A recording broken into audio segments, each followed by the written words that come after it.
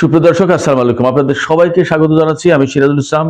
আজকের আলোচনায় অনেক গুরুত্বপূর্ণ কতগুলো ব্যাপার আছে, অনেক গুরুত্বপূর্ণ পয়েন্ট আছে। সেই পয়েন্টগুলো আপনাদেরকে জানাতে চাই সবার আগে, তারপরে বিস্তারিত আলোচনা করব। আশা করি সঙ্গেই থাকবেন। প্রথম পয়েন্ট হচ্ছে, হরমুজ প্রণালীতে ইরান, রাশিয়া এবং চীন তিন দেশ মিলে আগামীকাল থেকে 2 দিন ব্যাপী সামরিক মহড়া শুরু করছে। এই সামরিক মহড়া এখন সিদ্ধান্ত দেবে আমেরিকা যুদ্ধ করবে কি করবে না। এই সামরিক মহড়ার কারণে আমেরিকার যে প্ল্যান ছিল, সম্ভবত সেই প্ল্যান এখন প্রচন্ড রকমের বাধার মুখে পড়ছে। তিন দেশ যে ঘনিষ্ঠ মিত্র, এবং রাশিয়া চীনের সাথে ইরানের যে 25 বছরের চুক্তি আছে, সামরিক চুক্তি, কৌশলগত চুক্তি, সেই কথা একদম পরিষ্কার হয়ে গেল। কারণ যখন ইরানের উপরে আমেরিকা হামলা চালাবে বলে এত রণসজ্জা করেছে, ঠিক তখন সেই মার্কিন বাহিনীর উপস্থিতি যেখানে, সেই জায়গায় তারা মহড়া চালাচ্ছে। এটা গেল এক।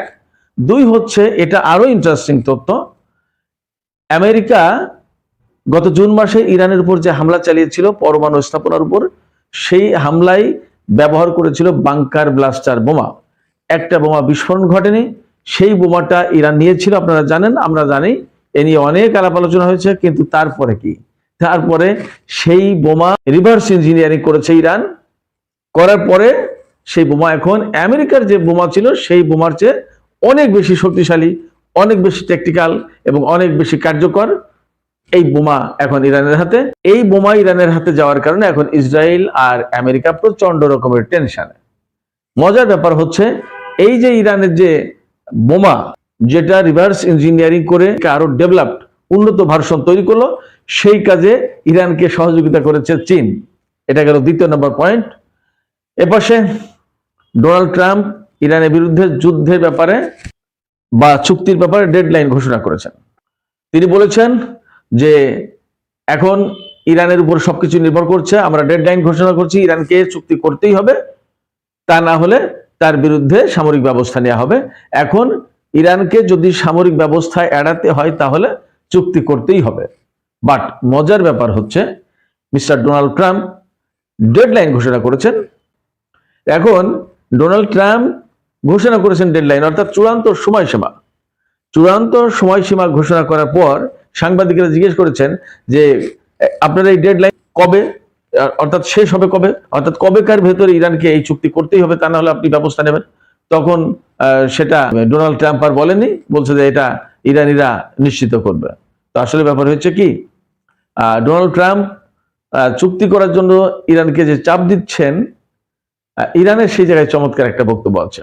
বক্তব্যটা হচ্ছে এই যে আমরা যে কোনো ধরনের সংলাপ, যে কোনো ধরনের আলোচনা, যে কোনো ধরনের চুক্তি, এ সমস্ত নিয়ে আমরা কথা বলতে পারি, বসতে পারি।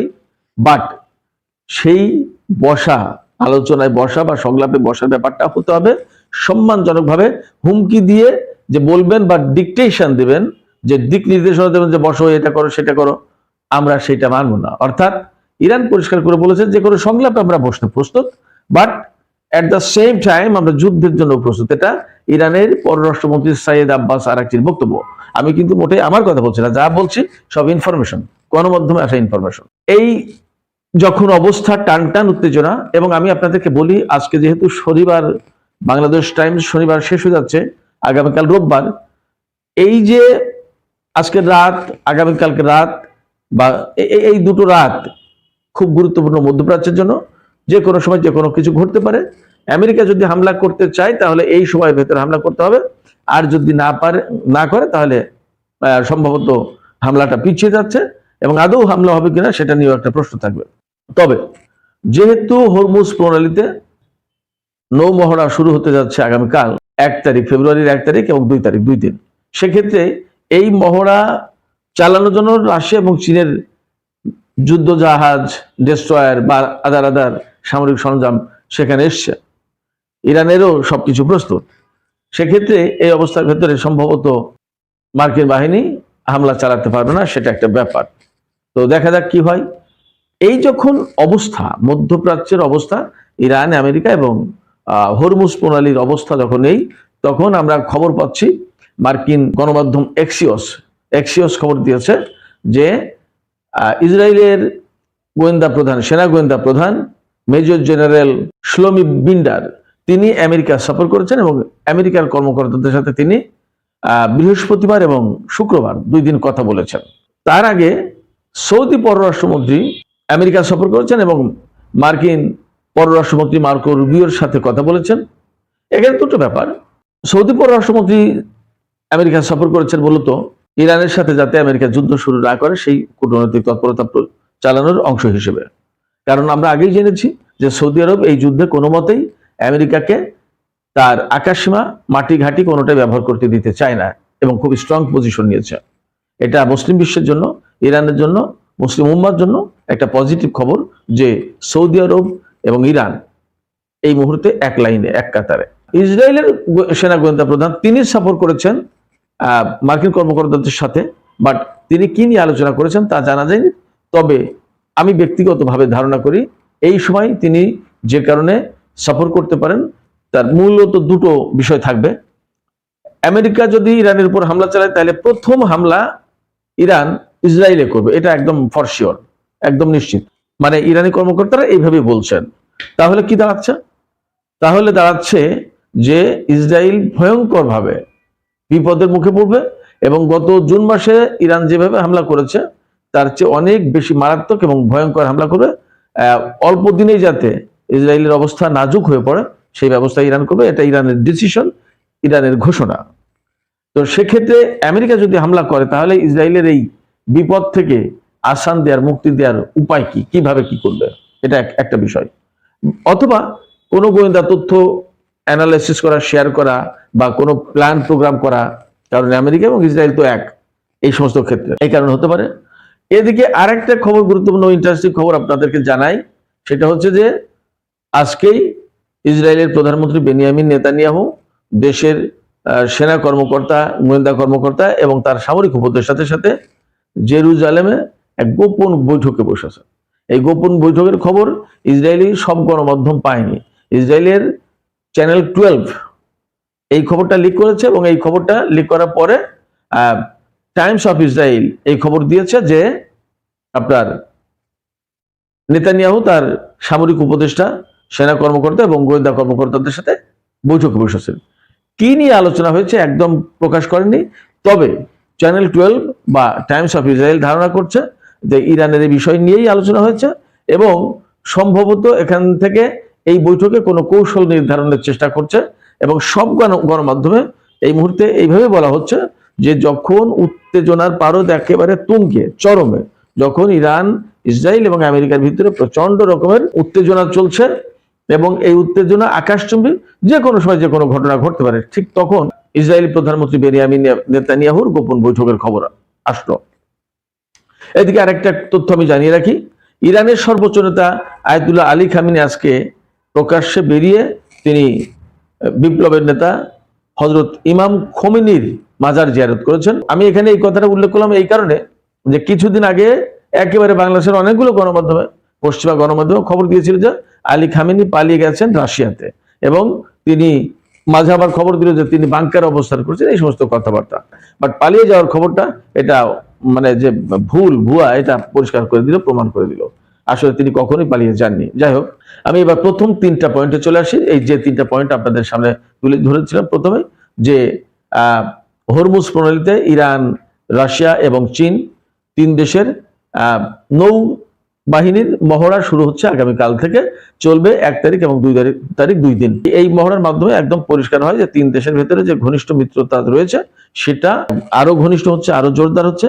এবং যখন আমেরিকা ইরানের উপর হামলা চালাবে বলে একেবারে অনেক জায়গা থেকে নিশ্চিত হওয়া যাচ্ছে বা হামলা হয়ে যায় যে কোনো মুহূর্তে হবে, সেই সময় রাশিয়া, চীন, ইরানের পানি সীমায় বিপজ্জনক একটা জায়গা যেখানে আমেরিকার সেনাবাহিনী, নৌবাহিনী এত বেশি জড় হয়েছে, সেখানে এই 2 দেশের সেনাদেরকে পাঠানো, নৌবাহিনীর যুদ্ধ জাহাজ টাহাজ পাঠিয়ে এরকম মহড়া চালানো, এটা বেশ মানে মার্কিন বাহিনীকে বেসিক্যালি উপেক্ষা করা, আমেরিকাকে অনেকটা থোড়াই কেয়ার করার মতো বলা যাবে। মানে বেপরোয়া ভাবে তাদেরকে উপেক্ষা করলো, যাতে আরে তুমি উপস্থিত আছো, তা কি হয়েছে, আমিও আসলাম। তার মানে এটা দিয়ে বেসিক্যালি এই মেসেজ দেওয়া হলো আমেরিকাকে বা বিশ্ববাসীকে যে ইরান একা না, ইরান অবশ্যই তার 2 বন্ধু রাশিয়া এবং চীনকে পাশে পাচ্ছে। ফলে এই মেসেজ ক্লিয়ার যে আমেরিকা চাইলেই ইরানের উপর হামলা চালাতে পারবে না, তারা বন্ধু ইরানের পাশে আছে। এবং আমরা এর আগে জেনেছি যে 56 ঘন্টায় 16টি কার্গো বিমান ভরে চীন ইরানে প্রচুর পরিমাণে সামরিক সরঞ্জাম, যন্ত্রপাতি, অস্ত্রপাতি দিয়েছে। আবার রাশিয়া বিভিন্ন ধরনের S-400 ক্ষেপণাস্ত্র প্রতিরক্ষা ব্যবস্থা থেকে শুরু করে বিভিন্ন রকম বিমান দিয়েছে। একথা মোটামুটি পরিষ্কার, যদিও কোনো পক্ষ থেকে পরিষ্কার করে কিছু বলা হয়নি। তবে একথা নিশ্চিত যে ইরানকে দুই দেশই, রাশিয়া এবং চীন দুই দেশই সামরিক দিক দিয়ে অনেক সহযোগিতা করেছে, তাতে কোনো সন্দেহ নেই। তো এই সমস্ত মাস দিয়ে একথা একদম বিশ্ববাসীর কাছে পরিষ্কার হয়ে গেছে যে আমেরিকা চাইলেই ইরানের বিরুদ্ধে হামলা করতে পারবে না। অবশ্যই রাশিয়া এবং চীন তার পাশে আছে, এবং রাশিয়া ও চীনের সাথে ইরানের যেহেতু কৌশলগত চুক্তি রয়েছে, 25 বছরের চুক্তির ফলে এই চুক্তি উপেক্ষা করে তারা ইরানের বিপদের দিনে তার পাশে আসবে না, এটা হয় না। এই কথা একদম পরিষ্কার হয়ে গেল যে এই চুক্তি অনুসরণ করে তিন দেশ মিত্রতার বন্ধনে আবদ্ধ আছে, এটা পরিষ্কার। আর আরেকটা জিনিস হচ্ছে যে এই এই মহড়ার মধ্য দিয়ে যখন আমেরিকার নৌবাহিনীর যুদ্ধজাহাজ, রণতরী, বিভিন্ন ধরনের বিমান টিমান এগুলো আছে সেখানে, তখন যুদ্ধ মহড়া চালানো মানে বা নৌ মহড়া চালানো মানে তাদের একেবারে নাকের ডোকা দিয়ে, একেবারে আমেরিকার সেনাদের, আমেরিকার যুদ্ধজাহাজের নাকের ডগায়, চোখের সামনে এইগুলো করবে, তাদেরকে চুপচাপ চেয়ে চেয়ে দেখতে হবে, কিছু করার নেই, বলার নেই। এটা হলো একটা বিষয়। অবশ্যই আমেরিকার পক্ষ থেকে একটা হুঁশিয়ারি উচ্চারণ করা হয়েছে, এই মহড়ার সময় যদি ইরানের সেনাবাহিনী বা সামরিক বাহিনী মার্কিন বিমানবাহী রণতরীর উপর দিয়ে বিমান চালায় বা হেলিকপ্টার চালায় বা ড্রোন চালায়, তাহলে তারা পাল্টা ব্যবস্থা নেবে।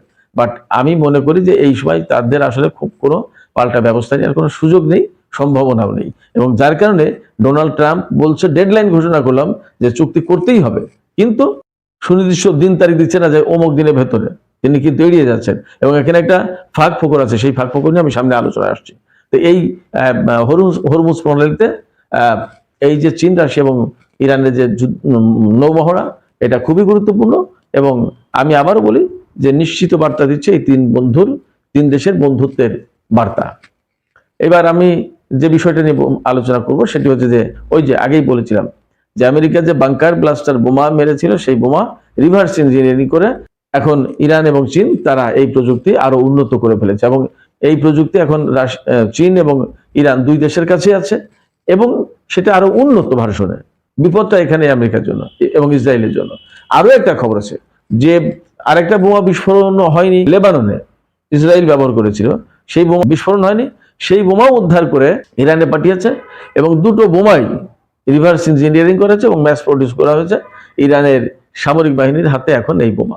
তার মানে এতদিন এই বাংকার ব্লাস্টার বোমা আমেরিকার স্পেশাল একটা বোমা ছিল, যেটা অনেক বেশি টেকনিক্যালি অ্যাডভান্সড এবং গাইডেড বোমা এটা, এবং অসম্ভব রকমের ধ্বংস ক্ষমতা রয়েছে।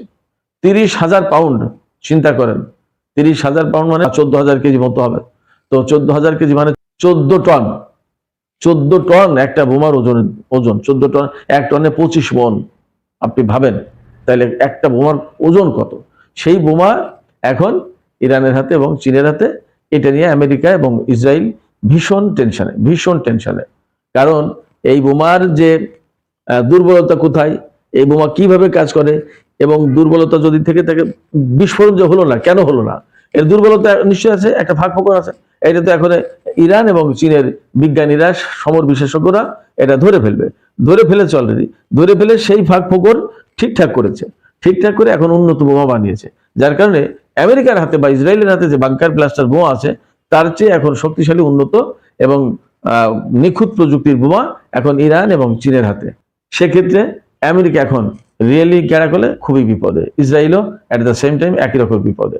এখন প্রশ্ন হচ্ছে যে এই যে ঘটনাটা ঘটলো অর্থনৈতিক সংকটকে কেন্দ্র করে, এবং আমেরিকা বললো যে এদেরকে মারা হচ্ছে, ধরা হচ্ছে, আমরা সাহায্য নিয়ে আসছি, বুঝলাম, কিন্তু পরমাণু চুক্তি করতে বলছে কেন ডোনাল্ড ট্রাম্প? এইটা তো আমি বুঝতে পারছি না।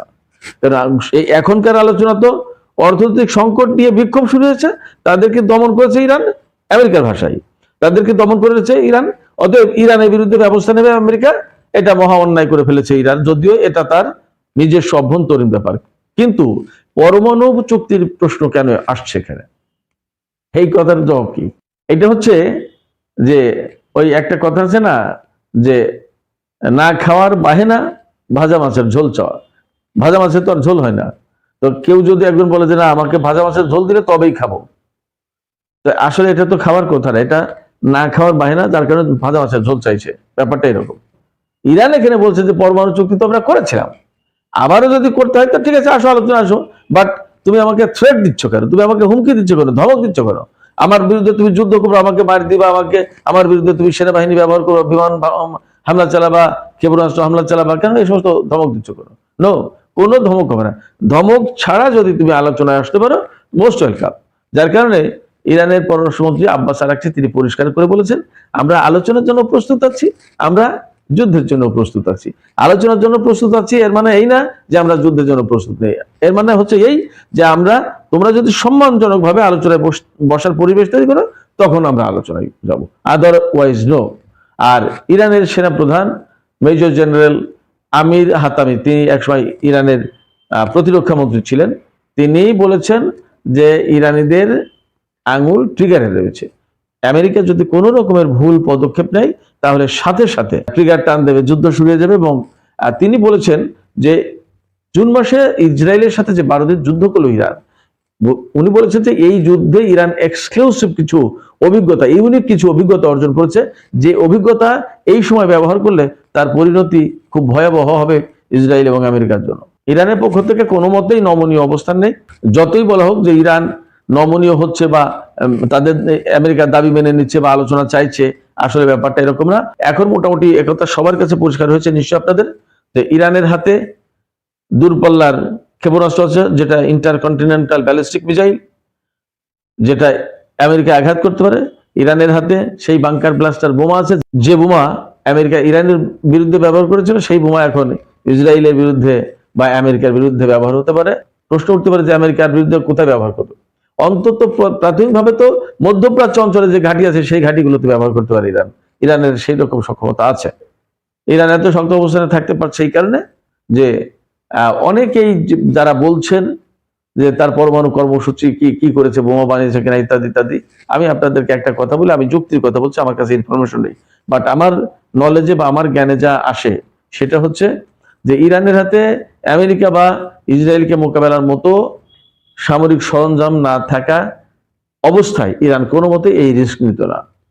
ফলে ইরানের বিরুদ্ধে যদি তারা কোনো ব্যবস্থা নিতে যায়, ইরান সবসময় বলেছে যে তারা যে ধরনের ব্যবস্থা নেবে ইরান সেই ধরনের ব্যবস্থা নেবে।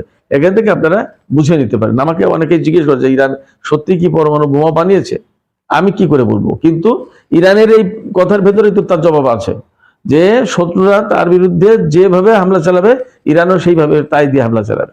ফলে পরিষ্কার আমি ব্যক্তিগতভাবে মনে করি। সুপ্রিয় দর্শক, আজকের আলোচনা শেষ করব। আলোচনা যদি ভালো লাগে তাহলে লাইক কমেন্ট করবেন, শেয়ার করবেন আর সাবস্ক্রাইব করবেন। যদি কোনো প্রশ্ন থাকে আমাকে কমেন্টে জানাতে পারেন। আপনাদের কাছে 2-3টা প্রশ্ন ছুড়ে দিই, দেখুন আপনারা কি ভাবছেন। যেমন বাংকার ব্লাস্টার বোমার কথা বললাম, এর ভেতর দিয়ে কি আপনারা মনে করেন যে ইরান ক্রমেই আরো বেশি ক্ষমতাধর শক্তিশালী হয়ে উঠছে? আর এই যে 3 দেশের যে নৌ মহড়া শুরু হতে যাচ্ছে, এর মধ্য দিয়ে কি আপনাদের কাছে মনে হয় ইরান, রাশিয়া এবং চীন ঘনিষ্ঠ বন্ধু, এবং এই মুহূর্তে বিপদের সময় বা উত্তেজনার মুহূর্তে রাশিয়া এবং চীন ইরানের পাশে আছে? আপনাদের কি মনে হয় লিখে জানান। আপনারা সবাই ভালো থাকবেন। খোদা হাফেজ।